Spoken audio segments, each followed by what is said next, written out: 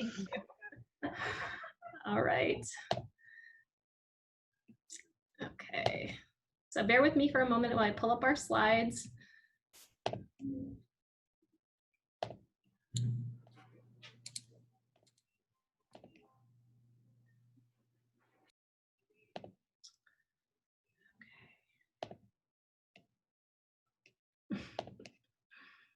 Sorry, everybody. Getting too many windows at once here.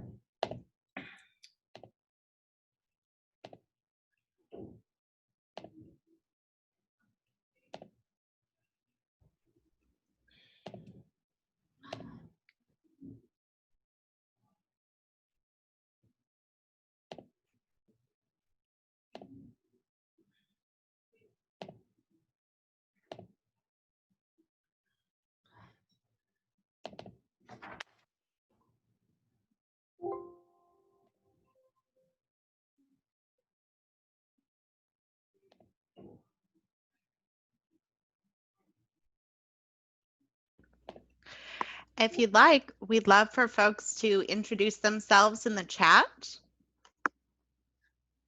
You can put your name, organization, and your role in the organization.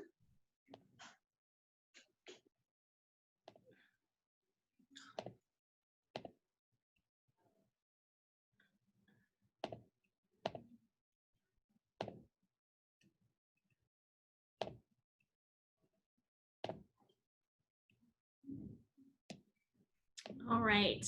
Sorry about that. Thank you for bearing with me with lots of simultaneous pop-ups. It is a Tuesday afternoon.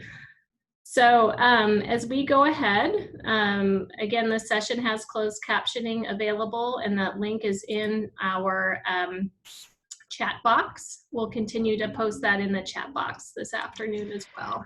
Kara, we might not be seeing the right screen. We see a read-only version of a slide.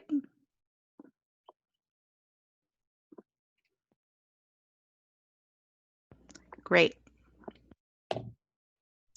All right. So just as a reminder, for Zoom, we would love to see your face, so please keep your camera on if you would like.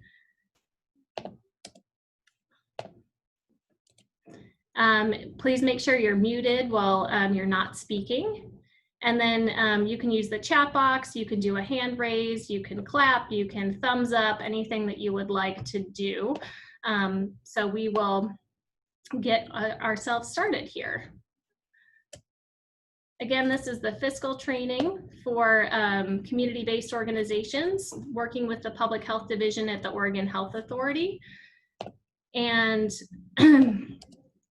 what we're going to be talking about today, we're going to be going through our funding overview and our timelines.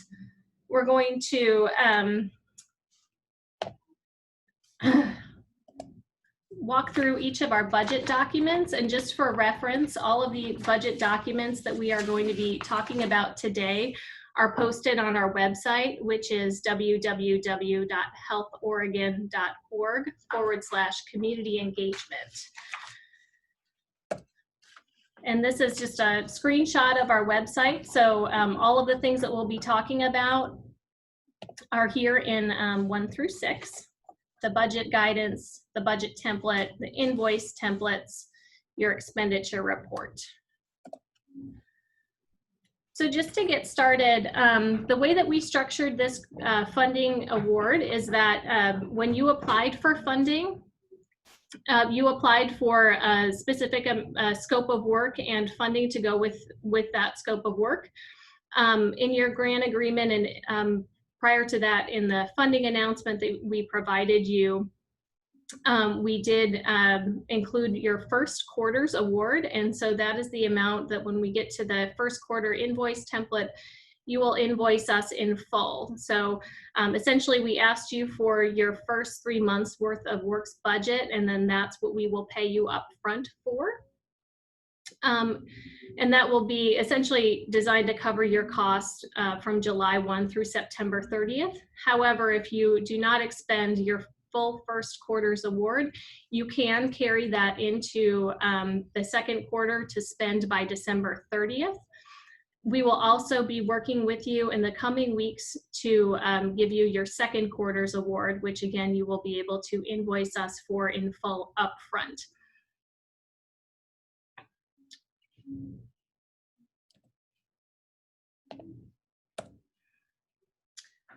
The other area which we want to make sure and touch on today is reimbursements. And so for those of you in particular that are providing wraparound services and may be incurring direct costs for isolation and quarantine, so whether that's housing, food, transportation, childcare, medical supplies during isolation and quarantine, et cetera, you can also submit those direct costs for reimbursement to us, no less than quarterly. You could do that monthly if you would like, and we'll get through that invoice template in a short while.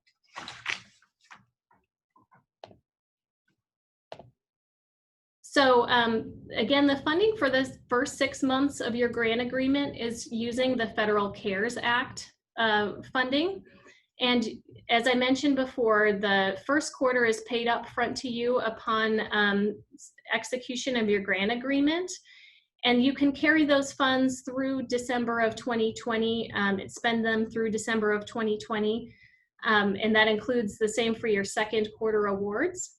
However, if you have any unspent funds by December 30th, they cannot be carried past that date, and they would need to be returned to OHA by January 31st. After December, we do have funding allocated specifically for the contact tracing scope of work. We're continuing to work to identify additional funding sources to help fill out particularly wraparound services and community engagement so that we can continue to fund your important work there. And at that time, we will need to amend your contracts, not only for funding, but also for the type of funding that we'll be using, because the coronavirus relief funds will no longer be the funding source beginning December 31st. I'm going to go one more slide and then check the chat box to see what questions you have that I may have on the things that I've already covered. But then again, just a reminder, so funds would need to be spent by December 30th, and we can't carry those beyond that time. And your funds really just need to be utilized to implement the scope of work that you're being funded for. So why don't I take a pause here and check the chat box and see what else I can cover here. The chat box looks good, Kara. The question was, will these slides be available? And I said, yes, the slides will be available and this will be presented. This presentation will be posted. Thanks, Jamila. I believe the slides are already posted on the website as well, so please feel free to check those out. They're with the training materials. There are some questions. Data sent in and work has begun, but I haven't seen an executed grant agreement. Still coming? Yes. So if you have signed your grant agreement, we just will need to get that copied and packaged and sent back over to you. In the meantime, you can be preparing that first quarter invoice that we will be going through in a couple of minutes. If participating in 2 different programs, would that be 2 separate invoices? No, it's one invoice for all of your work. Funds have not dispensed yet. How accurate is it to assume that most will be able to spend by December? Now is mid-August. Mm-hmm. Yeah, I would just try your best to get through the work that you need to accomplish with the scope of work. Please note that although the funds may not actually make it to you right away, you can backdate the grant agreement to July 1st. So any activities that you've done, trainings related to this scope of work, onboarding of staff, providing services in the community, all of that time and those expenditures can be charged starting July 1. If we anticipate a higher workload for the second quarter, can we request additional funds in the budget we submit? You can, absolutely. We would just want to make sure that you note that in your budget template. So when we do get to the budget template, we can talk more about where to add notes for any increased scope of work. For the budget, if we have two programs, should we budget it separately?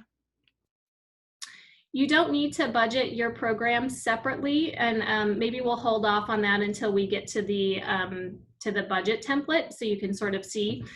We anticipate that some of your staff may be the same person doing the same, doing two different scopes of work under this project, and so for that reason, we don't have the budget split out by your scope of work.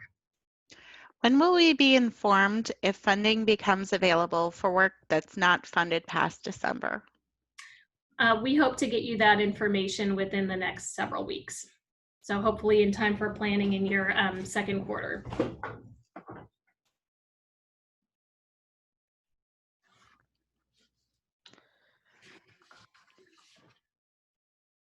Why don't we go ahead and move on, because I think we do want to make sure that we have plenty of time to go through all of the forms that are included on our website and answer any specific questions. So Carol, would you like to take this next slide? Sure. Yes. Okay. Okay, so does everybody have these documents, Kara?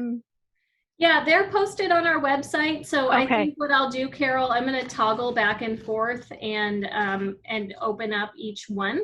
Yeah, I think that would be helpful for people to have. So I'll let you do this, and then I'll open up the budget guidance for everyone. Okay. All right. Thank you.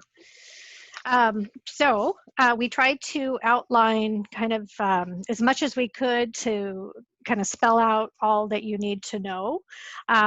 So the guidance that we've developed is for July 1. So again, even though the funding will not be there, you can backdate, and all expenses that are related to the work that you're doing can go back to 7/1, and then they go through December 30th. The funding is split up into two different quarters. So our first timeline will be for the funding. That is the initial amount. We're asking for the budget to be submitted to us by August 31st. And in that budget, we'll get to the actual budget itself, which will help, but we're asking for your initial 3-month award, which includes, that's what you applied for. So it should match, you're doing your budget for what you applied for. If you applied for one element only, then, and you got your budget dollars, that is exactly the dollar amount you work from. If you applied for all three, then again, you just utilize it based on the budget you submitted. Then as far as categories in our budget, we're looking at positions. We do need to have our positions listed out individually as to, you know, I have, you know, Carol Yan, I'm doing contact tracer. This is a little brief description of it, what it is, and then you would list my annual salary, and then you would figure out the amount that it would be based on the 3-month time frame. And you would list that out for all the different staff members. So if you have a community health worker, outreach specialist, you have admin support to help with that as well. So you would list that out. Then you have your supply, well, you have travel, and that could be, this is for you. If you think about the work that you'll be doing, trying to get out within the community, you're just gonna kind of guesstimate what you think that might be, what those costs would be. Your startup costs, this is a one-time, so you'll have it only in the first quarter, and all CBOs received its $5,265. Those funds can help get a new employee onboarded. Maybe they need technology, equipment. It also can be used for the insurance. So if you have not worked with the state before, we are required to have liability insurance, and these funds, because it is brand new work, can be used to pay for those costs as well. They cannot be used to pay for your insurance if you have an existing contract or agreement with the state. So this would be for new work only. Capital equipment is pretty limited, really, for us. We would really need to know what you were needing to do. This has to be something that is pertaining to stopping COVID, basically, is the bottom line. It does not, we cannot buy any vehicles or RVs or building or capital improvement. When we think about what we're trying to do, is we're trying to address the spread, address what the community needs as far as, you know, taking care of them if they're, you know, in that sick period of time. These funds that we have cannot be utilized in that manner. So it is more limited, and we're following the federal guidelines on the CARES Act as to how these dollars are going to be used. Your supplies, they're normal office supplies that you need. They're also, you know, you may need to have some quarantine, you may need to have PPE, so you have that option in that area. If you're going to be working with another entity, so contracting, subcontracting, you would list out your contracts in that area. And then others, you know, just your normal costs that are related to this. So you could have some printing, you could have some events maybe that you're doing, you have your normal telephone. So in your startup costs, you may have the cost of purchasing a phone for your employee, but then on your ongoing costs in the other would be your monthly cost, so of that type of work. We are allowing in the indirect costs for you. The CARES Act does not provide reimbursement for these costs. So we have a different funding source that we have secured to be able to reimburse your indirect costs. We'll be needing to pull that out when we, you know, when you, in your budget, you'll put your indirect, so that we'll have it in there so we can make sure we're paying for it in a different, with a different funding source. For your invoicing and payments, there's a couple different ones. So not sure if you were Carol? Oh, yes. There's a question. Okay. Can you explain the indirect costs in more detail? And there's another question related to indirect cost. Is our federal indirect rate? So our federal indirect rate is 17.34, and I'll verify that and get that to you. That's off the top of my head because we just redid the letter. In each business may have different indirect rates based on the work or the costs of doing business. It includes maybe some positions that are allocated over numerous programs. So a portion of that salary would then go into the indirect rate. It would be your incidentals,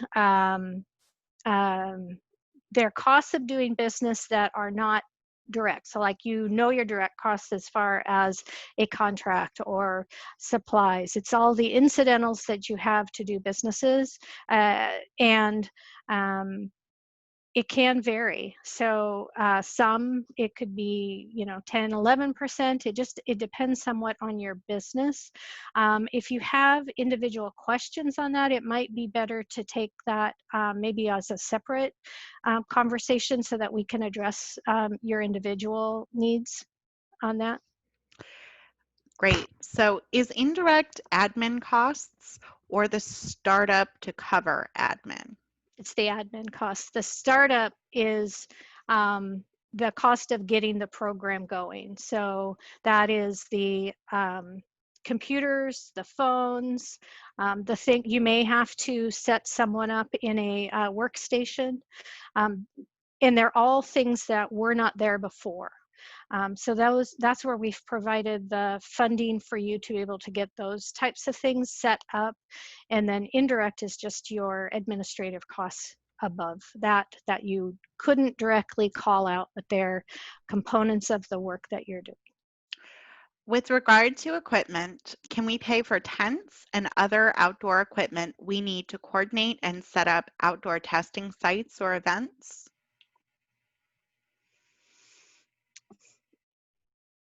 As long as it is tied to testing, I would say that that would be an allowable expense. We would not be able to set up a bunch of tents if it was for something beyond, like, trying to provide any kind of shelter, because the funds are not for that. It's only for that quarantine time. But if it was for testing, setting up like something so that you had maybe privacy as you were providing that test. I've seen mobile areas that do more of a tarp or a canvas overhead, but I believe that would be acceptable. Next question. In the C column, percent FTE based on 12 months. Would that be 25% based on the fact that it is a quarter for Yeah. our fiscal year? Yes. Yeah. Okay. So they're broken out into quarters. Mm-hmm. If we do not use all startup monies, can it carry over into quarterly work? It cannot be used for anything other than the startup costs. So it wouldn't, it could transfer over. Let's say you're bringing someone on, and I'll use the example that somebody said earlier. If you're maybe going to ramp up, and as you're into this, the second quarter, you may be bringing somebody else on. Then if you didn't use all of those startup costs for getting someone set up, you could use those funds for that, but they would not roll over into like if it was quarantine or isolation, or it has to stay within its category. But you certainly could do it beyond the first quarter. Are we using a federally approved rate, or do we use our normal indirect rate we use with general funds? That's what is different, is you can use your indirect rate. And again, that it does vary by entity. Okay. Sorry, folks, I'm scrolling. In outreach, when working with field workers or those living outdoors, tents might be very necessary. I'm not quite sure I understand that question. So when doing outreach work, would purchasing a tent for outreach and engagement work be appropriate? This is Kara. That would be appropriate. Okay. And I'm sorry, since I have the floor, just to go back to the testing event question, I would ask CBOs to also work closely with your community engagement coordinator on testing, because there are certain testing events that in the community that OHA is working with, and will help you sort out costs as they relate to those specific events. Okay. All work requires an invoice by the person performing it with a receipt? Yes, you need to be able to tie the cost to for isolation and quarantine, I would say. So that's more of your larger amount. So next question, do we have to wait for the LPHA to approve our use and or payment of wraparound services and or needs like renting a hotel room for quarantine needs? I'm gonna let Kara take that. Yeah, That's a good question, and the answer is no. I think as we're starting to get this work on the ground, we're having a lot of community members connecting directly with you all, seeking support for isolation and quarantine, in which case our wraparound team is working to figure out how we connect back and the process for having you connect back with local public health when you have those needs. But in the meantime, you are able to provide housing, childcare, healthcare supplies that aren't covered by insurance and so forth directly to those individuals. And then you'll report that on your invoice form and send that back to us for reimbursement. Again, that's for anybody who is affected by isolation or quarantine and needs those supports in order to stay in isolation or quarantine. And if we have to ramp up supplies for printing, like printer ink, is this something we can consider for startup? Even though we already have a printer, we would just be using it a lot more. Yes. Mm-hmm. If startup costs are not enough, can we use the supplies budget line? Yes. We were sent an email asking if we can offer our site for testing, and we responded that we could. What's the status? We haven't heard back with a follow-up. I would suggest that you follow back up with your community engagement coordinator, and then we'll make sure that you get appropriately linked up and responded to. Half of our team are volunteers. What dollar amount are you allowing for their work/contribution? That's a great question. So they're volunteering and we're not paying them. If there's, I would say if there is a stipend that Yeah. organization uses, then you should use that stipend. To me, it's kind of like the salaries for staff. Those are going to differ from organization to organization. And so you should follow whatever your organization customarily does for compensating volunteers or staff.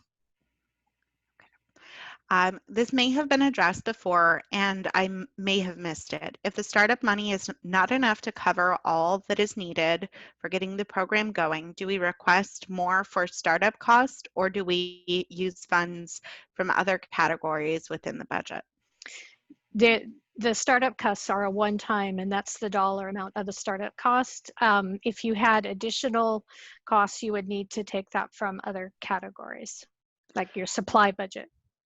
If we don't have an indirect rate established for our organization, is there a default rate that we can use? If you don't have one, then you don't have to add one. So that's part of it. That, you know, if you're covering your costs without the indirect rate, then you don't need to add that to it.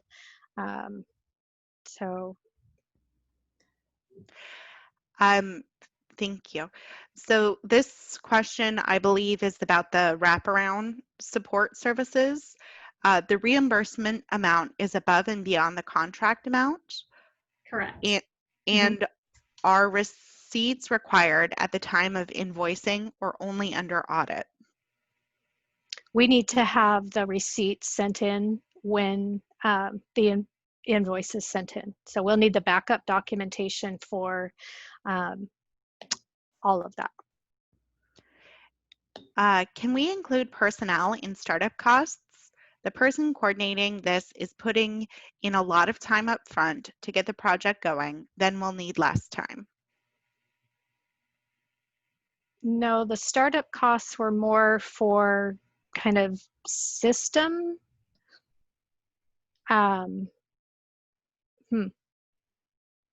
All of these are questions that, you know, individually you have to kind of think through. They're, you know, there's not like a set. I'd like to get back to that one if you wouldn't mind, and we could maybe follow up, Jamila, with that person so that we know. I'd like to do a little more research on that. That isn't how it was set up, so I need to kind of research the guidance and make sure that that would be allowable. We have lots of volunteers. If we need to purchase meals for them for an event Mhm. service, does it belong in the supplies category? Yeah, that's fine. Or you can create a category for that if you want, but it would be, supplies or yeah, or other. And then you would just have that as an event meals. And When listing supplies on the budget template, do we need to list broken down details as shown on the template? no, no. Okay. That's just an example of some, but yeah, no. Is there an acceptable rate for wraparound translation service support, price per word, or are we able to use our own rate?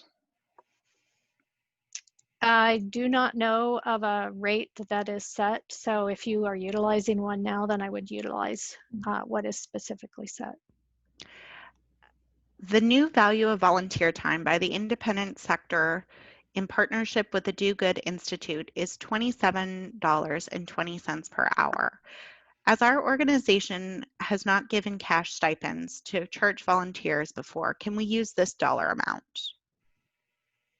I think as long as you are itemizing it and keeping track of that dollar amount and what you're paying that person, and then reporting it back if those are the people doing the work. Yeah. Is there a limit for reimbursements? I believe this is about the wraparound support services. That's why we have the receipts. This again, we are all learning about this. There isn't a rate that we know of for wraparound services or quarantine and isolation. We haven't done this before.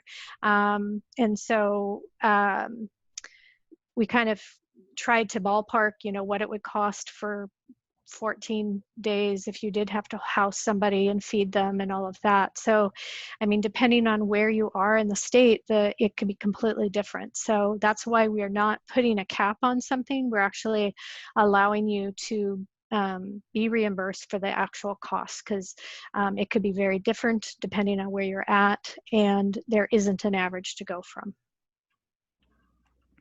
We do not expect to have any startup costs. Can we exclude startup costs from our initial invoice? And then use them later? Or you were Or just saying not at all? if you don't need them, you don't have to use them. Can you just not put that on your initial invoice if Yeah, you don't want that them? would be fine. Okay. Cell phone requires a 24-month contract. Can we apply the 24-month cost over 6 months? No, we would not be able to prepay. Yeah. I'm going to take that one back too. Jamila, I'm wondering if we take one more question here and then continue to go through the rest of Sure. and slides. You want to choose the question? Why don't you go ahead, just so I can help to pull up our slides. Okay. Here we go. I'm not sure I understand the level of backup documentation you need for our first expense report. Without a contract, we don't allocate staff or hours towards contracts, so we can't provide backup documentation for the first quarter. What are we doing? We are doing community engagement work only. What is required? So your initial invoice that we're not talking about the reconciliation, and I'm sorry if I confused. When we talk about the backup that you're going to need to provide, it is for the first invoice. We're just going to base that on your budget, and we'll be awarding you your 3-month dollar amount. I'm sorry, I thought that the question was pertaining to when you invoice us for isolation and quarantine. That's when you will need the backup documentation, because again, you know, it will be based on what that actual cost is for the cases, and then we will need to have that. But on your initial invoice that you're submitting to us once your grant has been executed, that is going to be the 3 months. We're going to allocate you that 3-month dollar amount, and then we'll reconcile that back after. Great. Okay. Carol, did you want to continue on a couple more of these slides? Yeah. And then would be happy to go back to our budget and forms. Yeah.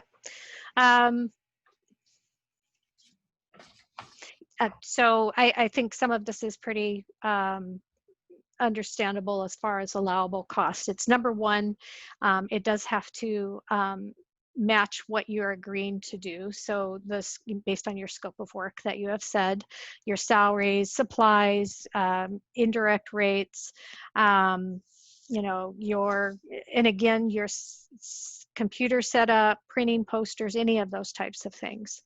You can go on. I think I covered that. So the things I think that are important is there are very clear limitations on what we're allowed to use these funds. And again, I had stated that earlier, vehicles, you cannot buy a vehicle. If you do need to rent a vehicle for somebody during a time frame, you can do that, but you cannot buy a vehicle outright. And that would be a rental during that maybe 14-day period. If you cannot do any capital improvements or buildings, that's not what this money is for. You have to think about it as being more of helping address COVID-specific issues. And then your social services wraparounds, that we can't pay for costs beyond the 14 days or for somebody that's currently not in isolation. What is stated on here is that if there are other services that we can connect you with or help to connect people with that could maybe handle the expense, we would certainly do that. So I think one thing that is really important is that communication with your community engagement coordinator, so that if you do have a situation that's unusual, that maybe they can figure out a way to help. So please ask. You know, as I'm taking these questions back, I will continue to do so, and we all will. And in some of these areas, we're going to be learning together because it's not been done. Okay.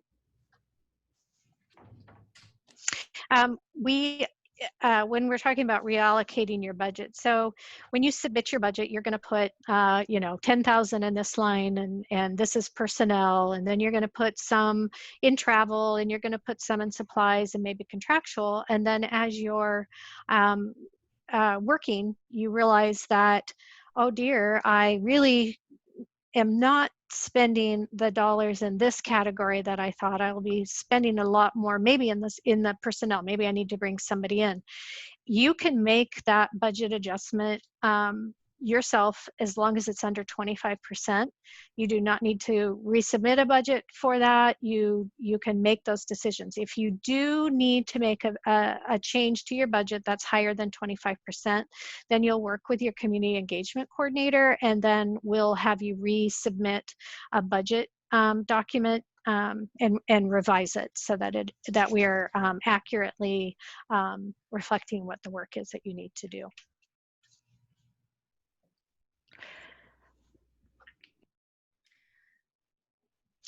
It is, I see the question, 25% of what? It's in the categories. So if you had $100,000 in personnel services and you had 50,000 in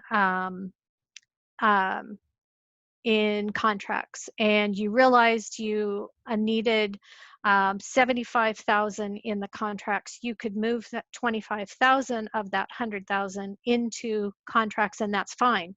You don't need to tell us. If you needed to move 30,000 out of that into contractual, then you would need to let us know. So it's by category in your budget.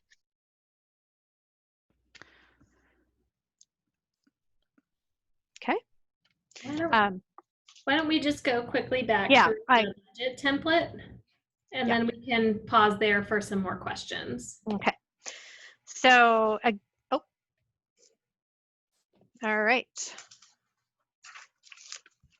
So your budget that you'll be sending to us, the first quarter is your award. So you're going to be breaking your budget down into the categories that you need, and based on the total amount that you asked for. If you had $100,000, that is what your total at the bottom should equal. And then we're asking you to project your second quarter. At a minimum, it should be the same. So, you know, if I have 100,000 for the first 3 months, my assumption would be that I would have 100,000 for the next 3 months. You may have realized after you've applied and one, you know, because you submitted your application, and now you may be thinking, I really think we can ramp up this specific area.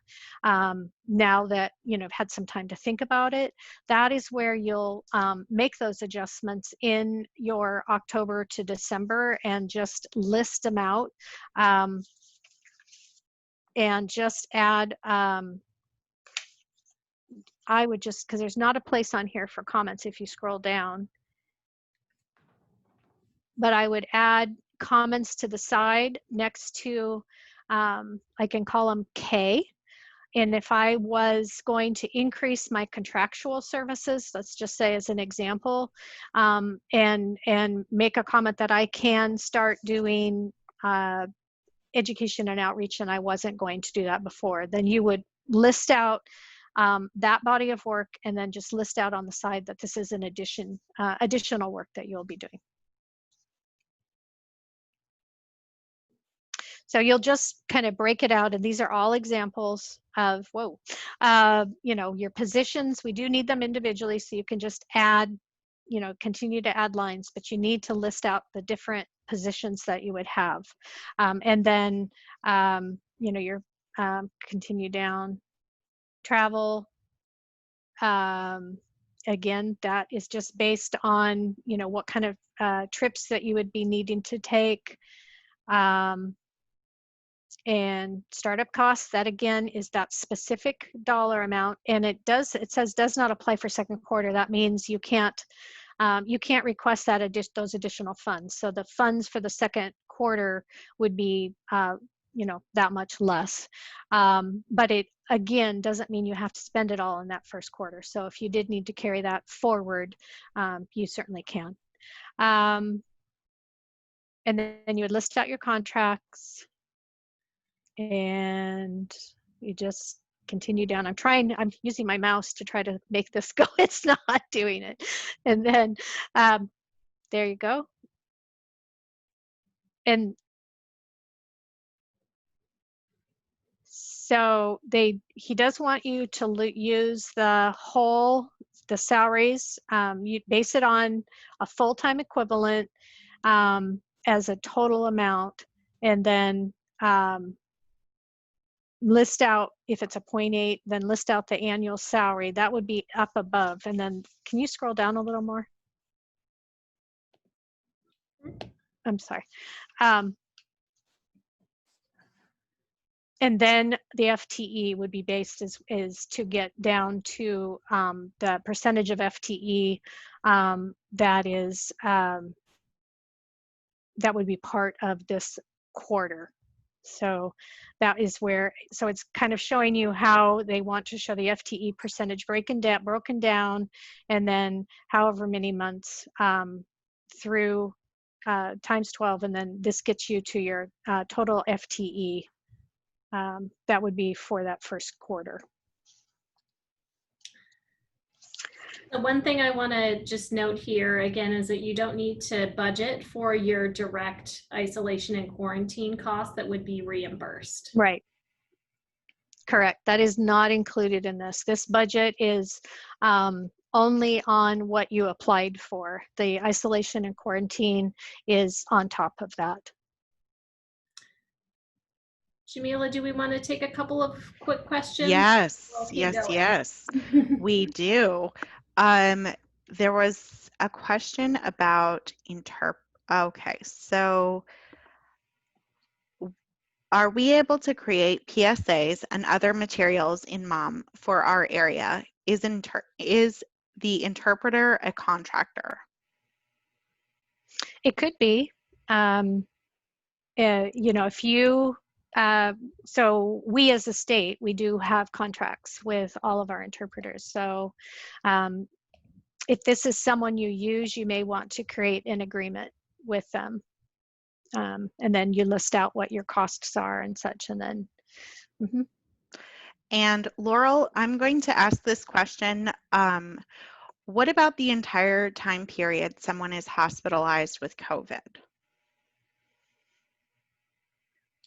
Is that covered by the wraparound support?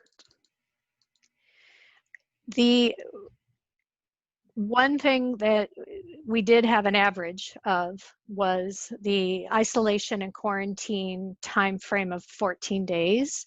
And realistically, we know that's not the case. I think we would need to, if we have a case like that, it's something we're going to have to kind of look at on a case-by-case basis. Because if we think about it, if it's the person that's making the income that is hospitalized and it's for a month, then they're not going to have an income coming in during that time. And then, you know, how is everybody getting fed? And,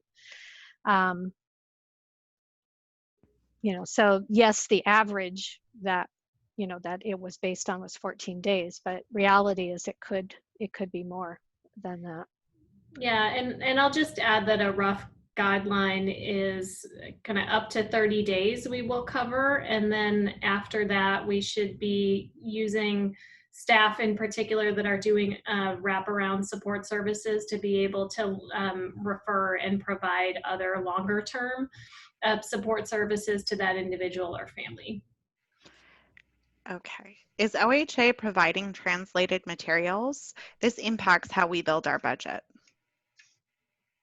We will have some translated materials, and we'll be pulling together some resources for you all to do community engagement. You may want to also consider budgeting to go beyond what we may have. So any customization for local resources, for example, to me seems like something that you would want to make sure you have some room for in your budget. Jamila, I'm wondering if we can pause on questions and go through a little bit more of the content, and then we'll keep on going. Sure. So I'm gonna just jump over to our invoice template for your first quarter.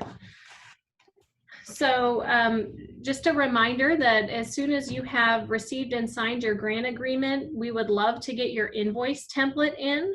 You can submit that to community.covid19 at DHS-OHA as noted on here. Essentially, this is very simple. All you need to do is fill in your organization name, and then it's the total amount that's listed in your grant agreement. That includes the startup costs. So just list that here, fill in the amount, submit that. And as soon as we receive your invoice, we'll either be sending that to you over direct deposit or paper check, because we want to make sure that you get these resources as quickly as possible. And I do want to go over to the isolation and quarantine direct cost reimbursement as well. So again, this is allowable for anyone who is providing those direct services to individuals experiencing isolation or quarantine for the period of their isolation and quarantine, with the kind of 30-day timeline that we talked about earlier. This reimbursement can't be used for any individuals who are not in isolation or quarantine. However, the staff time that you have to link them to services can absolutely be used as a part of this funding. There will also be additional funding coming out through the Oregon Health Authority to provide supports to community more broadly. And so we will be sending that information out to all CBOs as soon as we have that. So this is the document to fill out for your reimbursement. We would like to have this from you no less than quarterly. Ideally, you would be sending this in monthly to get reimbursed. And we'll need that final invoice for isolation and quarantine costs by the end of January. Kara? Uh-huh. Sorry, we have a quick question. Just to clarify on the invoice, is it for the full grant amount or for the first quarter? It's for the first quarter, and then you'll be resubmitting this after you get your second quarter award, and that will pay you up front for the second quarter as well. So Kara, this was a little confusing for me. So as I understand it, you will be invoicing for the amount of money that was listed on your grant agreement that you just signed. Correct. Or are signing. Yep.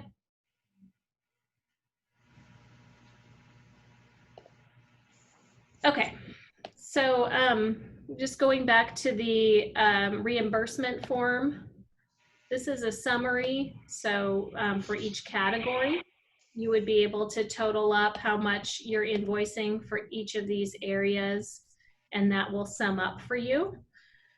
And then the wraparound detail sample, this is where Carol was talking about making sure that you have your documentation to go along with it. So again, here we're looking at who specifically were your vendors, what dates services were provided, for how much money, what you purchased, and then we have a random person ID. We do not want anything identifying, but we would like to be able to know what the costs are for an individual person. As Carol mentioned, we don't know how much this is going to be costing as we do this work in community. And so, for example, I would maybe be keeping on the back end person 23, I have paid for 2 weeks of housing, 2 weeks of grocery delivery, 2 weeks of transportation and childcare and so forth. So I would know for person 23 what those costs are, but OHA does not want to have any identifying information listed here.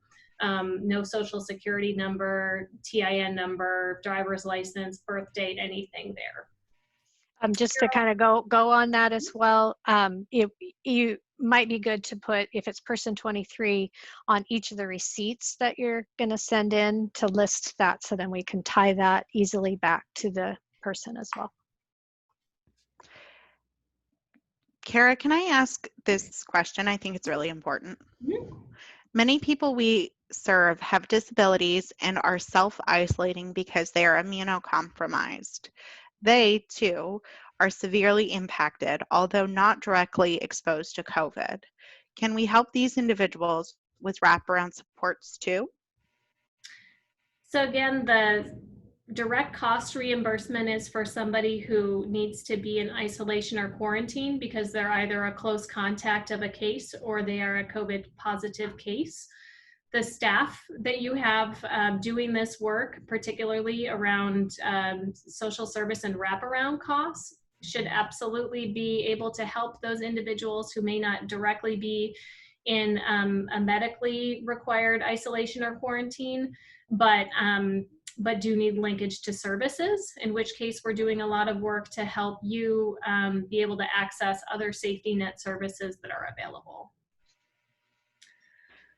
I want to take a pause and just make sure that we do show you the expenditure report as well. So Carol, if you don't mind walking us through the expenditure report. Can you click on the other first tab? Nope. Yep. Yeah. There we go. Okay. So this is a report, and that we are asking, and your initial report is going to basically be probably nothing or much spent. And we understand that because the first report is due August 31st and it's through July 1 through August 31st. So you may have some startup costs, you may not. Whatever you have, that is fine. We will then ask for the second report, October 31st, and that's for, it goes July, then you would go all the way through September. And we're asking for these so that we can kind of check on how, the first one, obviously, it won't give us very much information, but the second one will give us a good idea of, the funding and, were you able to expend the funds? Was it not enough? Is there an adjustment that needs to be made? That's why we want to be able to look at that in October so that we can make the adjustments that we need to make for the second. And then the last one would be, we would need that by January 31st for the whole period. So then you would be showing your expenses from July 1 all the way through December 30th in that time frame. Carol, if not all August expenses will be on the books by August 31st when the report is due, how should we handle that? You'll just show your percentage of what you spent. I mean, if you haven't spent anything, then that's okay. That's understood, and that's why it can be carried over to the next month. If you don't use the expenditures by the end of September, then you can carry those dollars over to the next quarter as well. So they will continue. It's not as though you have to use those monies and they're gone. So you would list out your expenses, what you had actually expended. I spent, $10,000 in August in total, maybe, as I got everything set up. Some people have actually started the work. The grant was executed on July 1. They may have some expenditures. Some of it takes time, to get the people hired or systems in place. So that is going to be different for all. So you'll just fill out for the first one, it would be July and August. So you do break it down by month.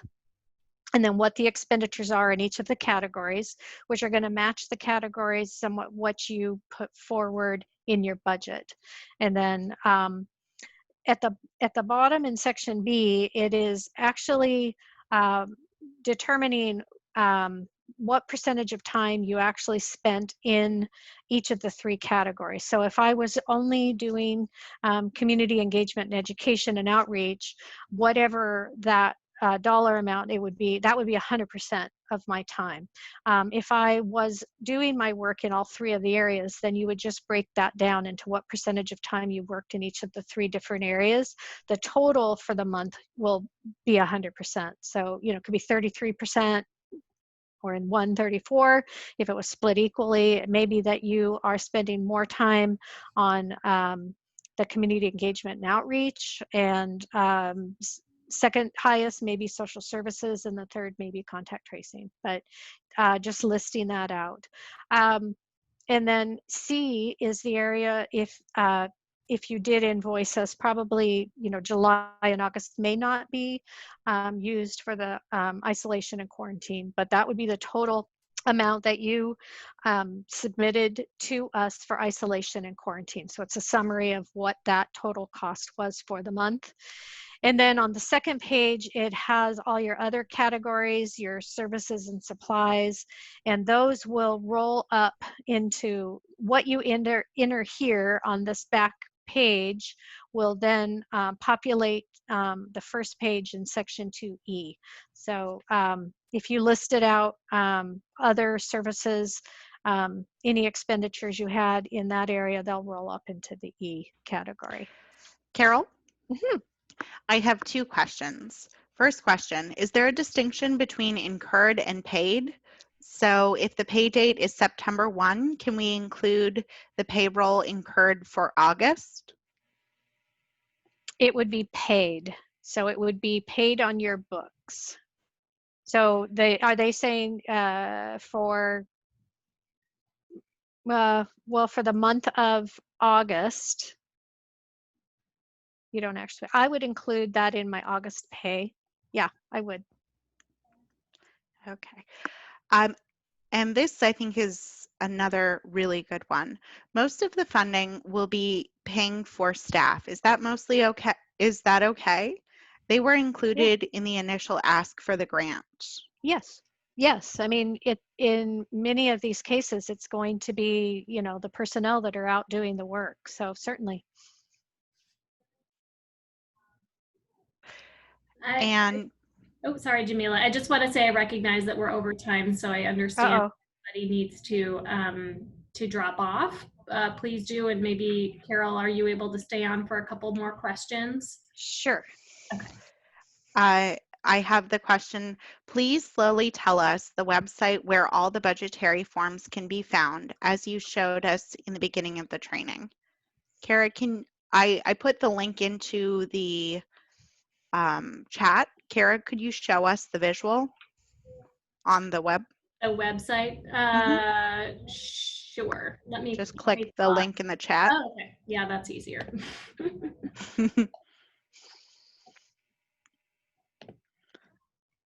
And while that's happening, when will we submit the expense reports? Do we need to submit receipts? You'll, when you submit them, you would submit your backup documentation. So, you know, your personnel services, what is the backup documentation, your total supplies, you would submit them with your actual invoices. What if paid staff only work on COVID-19 projects part of the day? Do you have a way of isolating that out? So for us, we have different codes that we use because we have the same thing. Some staff are just doing part-time work. And when they do that, we have a code that isolates that income out. So you would need to be able to isolate that or have maybe a spreadsheet or a tool that they could use to say, you know, I worked this amount of time on this day on these things, and then just take their salary and use that as your backup. Great. And when is the second quarter invoice due? After we receive the October 1 period, we will, October 31st, excuse me, we will send out the information for what you will be receiving for the for the rest of the time frame. And we were gonna, in some cases, I think we need to, you know, I think it'll be a little bit fluid if you have some people who are maybe expending their costs more. By the October 31st period, we should have a good sense of if you're able to expend the funds, and then we would be sending out the second. And then you would submit your invoice at that time. So I know Lamar has raised a hand. So Lamar, do you want to ask your question? Oops, sorry. That was an accident. I didn't mean to raise my hand. I apologize. Okay. Kara, can we just clarify that it is okay if you're using most of your grant for staff time related to communities who are impacted by COVID? Absolutely. Yeah, we anticipate that because this work is really directly with community, you are going to be investing a lot of staff time to accomplish the scope of work. Kara, would you be willing to explain what the MOU is? Sure. So in order to share individual information between your organization and local public health for the purposes of either doing contact tracing, if you're doing contact tracing, or to make referrals for wraparound services, again, either referrals that would come to you from local public health or that are coming to you from the community and we need to circle back to local public health. An MOU is in place, or we would like to support you in getting those in place so that you can share protected health information. Since OHA holds a grant agreement with you, and OHA holds a contract with local public health. We have those relationships for information sharing, but we want to support you in doing that at the local level. And that's where the MOU will support that. And where can people find a template or draft or suggested MOU? Sure. So just work directly with your community engagement coordinator. We do have a template that we're sharing, and we anticipate that'll be customized based on your organization's needs, as well as any needs that may arise from local public health. It also needs to be just customized to the work that you are doing. And I want to clarify the MOU is just for those CBOs that are doing, or is a requirement really just for the CBOs that are doing contact tracing or social service and wraparound supports, and not for CBOs that are only doing community engagement. 2 final questions. First question, are second quarter funds guaranteed contingent upon appropriate use and reporting of quarter 1 funds? We are certainly going to be taking a look at your the work that you have been accomplishing in the first quarter to help determine your second quarter funds. As Carol mentioned, we anticipate that will likely be level or the same funding from the first quarter to the second. If you're doing more work, then you should note that in your proposed budget for the second quarter. Similarly, if you're not able to do as much work in the second quarter as you can in the first, then you can note that as well. Final question, do staffing costs include payroll taxes? Yes, that is listed as your fringe. So you'll have the monthly salary that you pay your employee, and then your fringe is a separate line item below. So yes, it does. It's total cost.